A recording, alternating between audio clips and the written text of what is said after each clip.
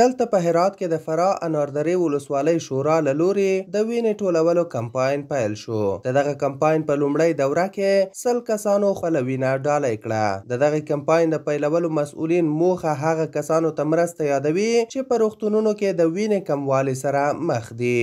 امروز بیش از 100 نفر از جوانای ما در مجموع جوانای هرات به این کمپاین حضور پیدا کردن و انشالله که ما کوشش میکنیم بیشتر از 100 تن از جوانا در بحث اهدای خون اهدا کنن که به هر تعدادی که 500 سی خون بده ما میتونیم تقریبا 50 یا 60 هزار سی خون امروز به بانک خون هرات اهدا کنیم.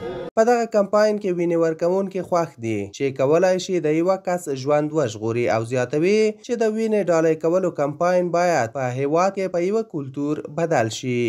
چی بهتره که ما خون میتونیم اهدا کنیم و هر نیازمنده که احتیاج به خون داره از اون مستفید باشه. به یک هموطن، به یک وطندار، به یک غریب دیگه تو میتونه که همه خون شما به وقت زمان معین به زو برسه و جان زو هم ان شاءالله از خطر رهایی آید. امید است که در تمام می افغانستان نه تنها در هرات کال یک پروسه خورده شده در تمام این پروسه اجرا کنند که تا مردم از کمبود خون نجات پیدا کنند. روغتیاپالان د وینې ورکول د خلکو ژوند ژغورلو سربیره د وینې ورکوونکي لپاره هم ډیر ګټور بولي. خون دادن که هست پروسه از بون میرو یا مغز و استخوان صورت میگیره که هر 3 ماه میتونه که ما خون بدیم، یعنی کرویات سرخ دوباره تولید میشه بعد از هر 3 ماه و این فایده هایی که داره باعث میشه که متابولیسم بدن دوباره فعال بشه، خونسازی جدید صورت بگیره، سمیات کبد رفع بشه، یعنی بدن میتونه که خود تجدید کنه، یعنی نوآوری کنه،